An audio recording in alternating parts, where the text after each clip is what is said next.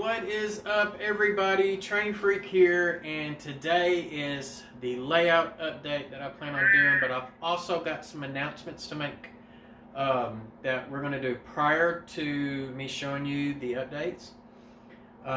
But first and foremost, thank you for all the compliments on the video that I posted yesterday on the backdrop, which I will show you a little more on it today. And I actually added one of Nick's backdrop buildings to it, and it looks amazing. So I will show you all that here in a little while. And of course, I've got 3 industries now that have track to it. So now we've got 3 actual customers where they can receive and, you know, where we can do pickup and drop-offs at. So that's going to actually help with operations. And now we actually have cars moving to and from industries. Now I just got to make sure I got enough to supply. So that's going to be the fun thing. But let's go over these announcements real quick. And before that, you know, hey, thumbs up, hit that subscribe button, and the bell. That gets you all future notifications on all of my videos, whether they're like the weekly layout updates that I do, you know, every week, my how-tos, even things such as my contest, and I do a little bit of rail fitting as well, so you get notifications on all that stuff. So announcements. First and foremost, tonight, 8 o'clock Eastern Time. Yes, I know the Super Bowl is going to be on. I get it. Typically, this week would have been John with the Schuylkill River Valley to do Sidetrack Sunday, but he decided to pass it off on Rick Bailey. So check out Rick's channel up in the corner, and you know, tune into it tonight. I might be there, I might not be there. It just depends on how well the Super Bowl is going tonight. As far as next week's Sidetrack Sunday, I don't know if Heath is planning the big shindig or not. I don't know if it's going to be able to top the Christmas holiday show, considering that next week's Valentine's. So we'll have to see what he's got planned on for next Sunday. But other than that, the other announcement that I've got for you, I really appreciate everybody participating in the 2 challenges I get, you know, one or the other. Some people combined it, which I thought was really cool, of either doing the switcher pull or the unit train. Some people, like Hot Rod Rodney 25, he did a switcher with nothing but coal cars or open hoppers. Whether it was coal or ballast, I can't remember. But he was one of the few. There was a few others out there that combined them, and I thought that was really, really cool. So I'm going to pull a Cousin Vinny, and I'm going to issue a second challenge, and this will probably be my last one. And I'm surprised I haven't seen this challenge yet. But what I would like to see is a single train on your layout. It doesn't have to go through the whole layout. It can just only go through a part of the layout. You could do it going through like your signature scene, you know, something that makes your layout yours. What I would like to see is a single train. Doesn't matter how many locomotives. You can have a caboose on the end if you want to. Doesn't matter. But each of the rolling stock, do 1 per railroad. And to give you an example, is if you got, say, 3 cars, whether it's a hopper car, box car, gondola, that are Union Pacific, or Southern Pacific, or Norfolk Southern, CSX, BNSF, whatever. Reading, Pensy, 1 car per railroad. It doesn't matter what the car is. And I want to see how many railroads you support on your layout with rolling stock. This is not a competition. This is a challenge to yourself. That's just for fun. So you don't have to go up a grade. You don't have to go down a grade. Nothing to that extent. It's just displaying all the different railroads you have on your layout. Okay? So I think that would be fun to see, you know, just the variety of what everybody has. I know I probably have roughly 20-something. And yes, leasing companies are different too. So one way to know as to, well, what's the railroad and what's not is the reporting marks. For example, I'm going to grab a couple of cars here. This box car, Helena Southwestern, its reporting marks is HSW. This one, CNO, which is at Chesapeake in Ohio, if I'm not mistaken. My knowledge on the eastern railroads are not as wealthy as my knowledge is on the western. But like I said, mixed train. If you want to do all box cars or all hopper cars, or if you want to make it like a unit train, that's cool too. But limit it to one car per railroad company or leasing company. For those who don't know what a leasing company is, here's an example here. MOBX, that's the mobile oil company, however you want to pronounce it. MOBILE. Another one could be Cargill, which is CRGX. I mean, of course, I would think mostly everybody's got, trailer train, railgun, TTX, which I think TTX is trailer train. So, Union Pacific, Texas Pacific, you name it. And even if it's a patched unit, let's say that you're running a modern railroad and you got a set of hopper cars and, they've all got that UP shield on it because that's what UP has done. But let's say one's a SSW, one's a SP, one's a MP, one's a CNW. It all counts because you're actually supporting Chicago Northwestern, Missouri Pacific, Southern Pacific, and the Cotton Belt. So, all right, well, that's enough of that jibber jabber. Let me show you the stuff that we have worked on over the past week. All right, so I figured I'd start on this side of the layout, and we'll just work our way around. But as you can see, we got a car over here at Passmore Gas. We've got 5 cars over at Juicy J's, which I need to get those buildings back together. That's actually 2 separate buildings. We got a couple of cars over here at the Shack-A-Sit Furniture Company, which I'm still waiting on Walters to get back with me because they shorted me some pieces. Not surprising. Now, one of the things I plan on doing since I've got this track laid is I will come and cut out like the big open areas. So that way it kind of looks like we do have a row bed. It's just much easier laying out a roll of cork for all this track. Now, like the double track sections here, I'm not going to cut out the middle. I'm just going to kind of cut around the edges. And just kind of make it look a little better. Which I can go ahead and start on this side. And to kind of give you an example, this is probably about as close as I'm going to get here. Give you more of an overlay. There you go. And this is a little wide, so I'll come back and trim some of this out. And I got a little short right there, so I had to add this piece in, but I'll trim it out as well. I did nail a couple of nails in on the Passmore Gas so it doesn't move, and I'll probably get back there and nail the back 2 corners to keep it held in place, which I do plan on putting scenery on top of it so we won't be able to see those nails. Let's see here. Purpose for re-rollers here. And I'm thinking about coming in and adding a couple more here, make it look like the road is coming back that way and it's going to curve and come across and come into this big open area. I was thinking about putting in like a yard office or something in over here, or probably right here. Because theoretically this is supposed to be a different railroad company that is maintaining this industrial complex. Right now I've been running cotton belt stuff on it, and it's because I've got some issues with this locomotive, and it might not be broke in yet, and that could be my issues, but it's just kind of, it sounds a little rough, so I've got some fixing up to do on it. But I was thinking about putting in a small little office here, so I need a little road to kind of come off the backdrop, cross the tracks, cross these 2 tracks, and come into here. And then I'm probably going to slap a driveway right here going that way over to the Passmore Gas Company, and put in a little road over there too. And then of course once I get, I've been hammering on the layout, so shack of sit's not sitting exactly where it needs to be. So it kind of bounces. And that's because it's not glued in place or put in place. Once I get some paint down and put it on top of that paint will stick it in.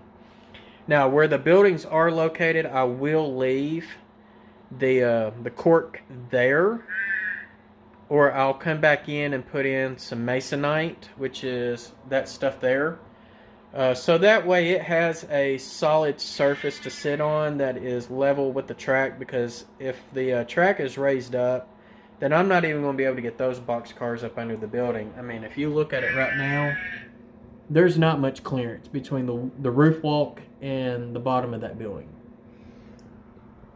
Another thing I plan on doing with this building, and I finally found my decal, so I'm going to have to take it off the layout, and it looks like some of my window film's kind of peeling back, but I plan on putting Shack of Sit Fern Co. on it. I can't remember if I told you that or not, but I did find my decals. And so I plan on doing that as well. And what I might do on this one with the roof is I might try to make a stencil of some type that says Juicy J's Meat and paint it on the roof. Which is kind of... Some places actually did that, believe it or not. Especially like barns and stuff.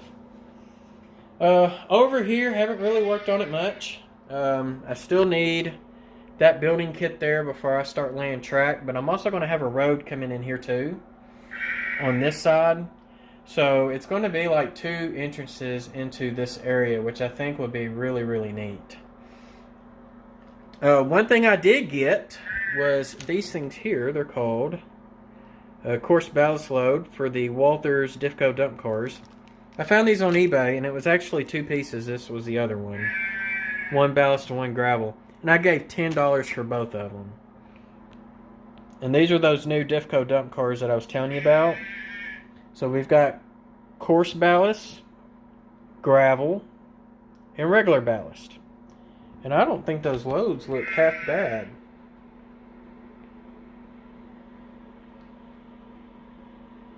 And they're solid too. And they stick in there pretty well, so... what I might have to do is drill some holes and insert some magnets underneath them, so that way I can get my magnet and just pull it out. And I might sand the edges down on it too, so it slides in and out better. But see, I've got 4 of these cars now since I picked up that 3-pack. So now I'm going to have to find me another one to go in it. And I'm probably just going to see if I can just find another ballast to go with it. Maybe get 2. Maybe get a coarse and a regular ballast. And just do away with this gravel one. And just kind of hold it off on the side for if I ever need it later. So, that, or if I find another Diffco, I might get another Diffco just for that gravel. But it might not be a SPMW, it might be another railroad company. Don't know yet. We'll have to wait and see. Panning around, haven't really done anything on this side. Keep panning. There's Rosalind looking as beautiful as possible. But here, this was the big job. Man, getting it started was not so bad, but as we worked around, and I had to start way over there, so you could probably see like a difference in the clouds and how blue the sky is on one side, and it's a little darker on the other to represent darker clouds. But that's where I started it, and not knowing, this thing was so long that he actually had to redo the image, or reapply the image, and it started over right here. And the only way you can tell is if I take this building out, you can see it down here. Up high, you can't really see it up high, it's just right there. So just temporarily, I put this, Redman's America's Chew here. This is that building flat that I got from Nick over at PGH Train Fanatic. And I've just got it sitting there for the time being. This is not where it's going to stay, because I plan on having stockyards up north, or not north, but on level 3 of the layout, and that's my plan for that one, is to go there. But I mean, this just looks amazing.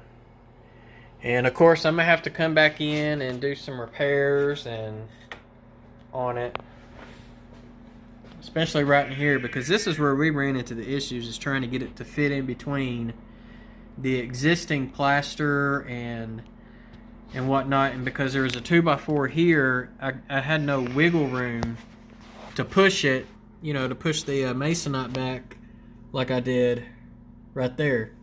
You know, I could just simply push it back. Now I've got it braced since then, but yeah, we had a lot of fun trying to get it tackled into this area. And I know I need layout lighting over here, and I have it, I just haven't installed it yet. And we kind of had to do the same thing on this side here, kind of break out some of the plaster, which I'll get it go back in. And then of course that's kind of roughly where I ended, and I kind of hit it too hard here and ended up cracking that whole piece. So I'll have to fix that with some more plaster as well. And I also had to end up ripping this out, so I'll glue it back in, get it glued back in place. And so the guy who does the backdrops, he's also got roads, and so I plan on getting his road system, and I'm hoping that's wide enough. If not, I might come back in there with a wider piece. So I don't want to scenic this yet until I get some roads in, because I'd definitely like to have a road coming off the layout.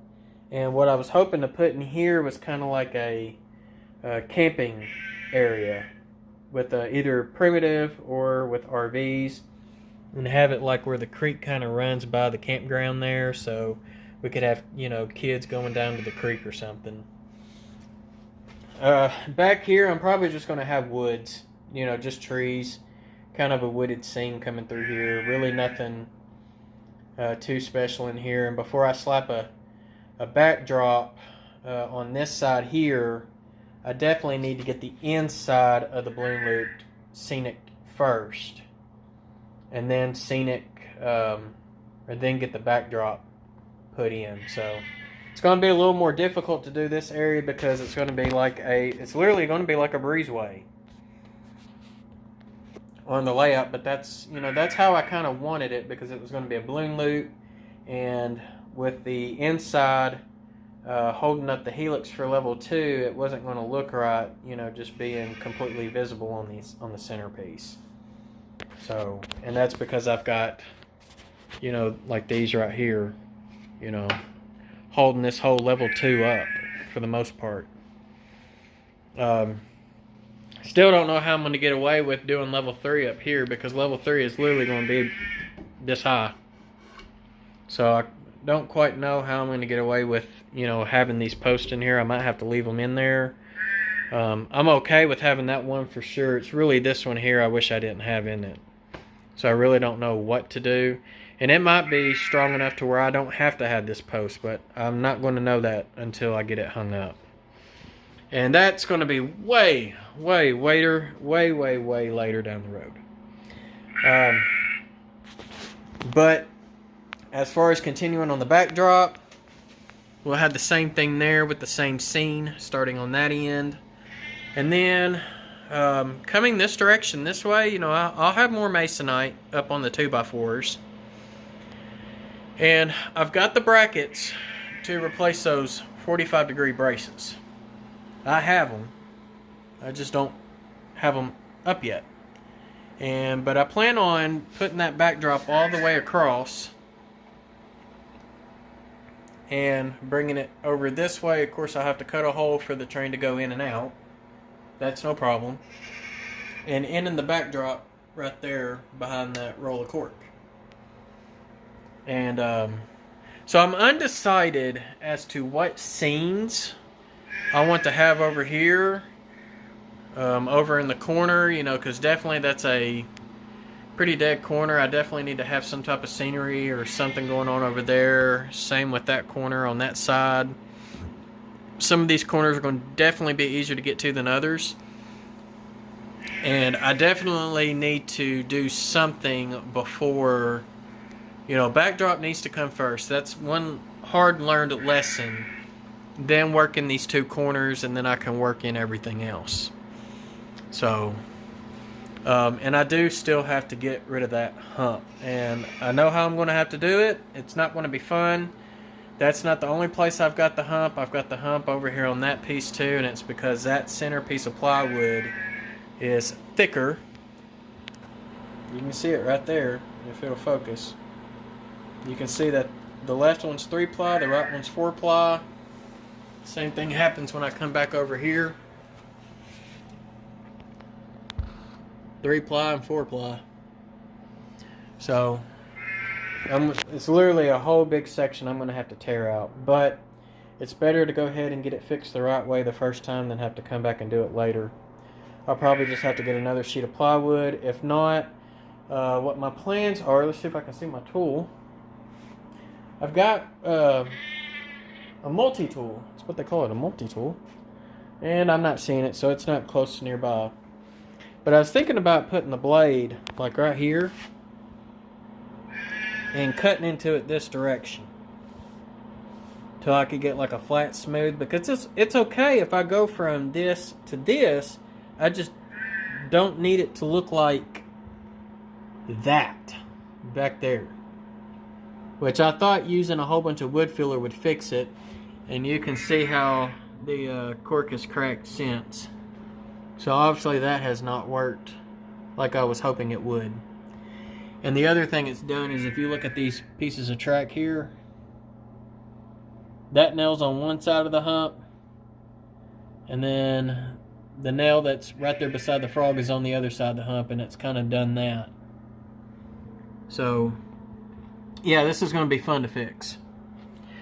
It's going to be real fun. And probably when I get it all tore out and get everything separated and tagged as to what was what, so that way I can put it back in exactly the way it was, that might be a good time for me to get under there and, you know, install things such as tortoises up here.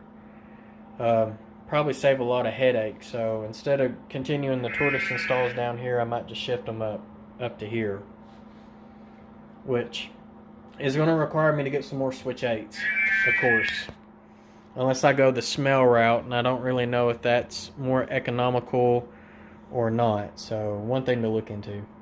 Alright y'all, well I think I've blabbered on enough as far as this layout update. Like I said, new track, we got industries that we can service now, so more operations possibilities, and I plan on getting back on scenery now since that's up and going, and definitely get some more lighting installed. So I've got a lot of projects to come, just only enough, you know, just enough time to do it.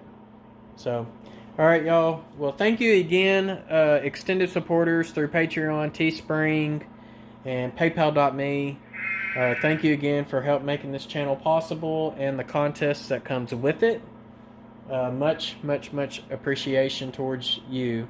And if you want to become an extended supporter, feel free to check out the links below in the description. And I mean, any type of support, no matter what it is all greatly appreciated. Alright, well y'all be safe out there. I wish y'all a great week, and happy railroading.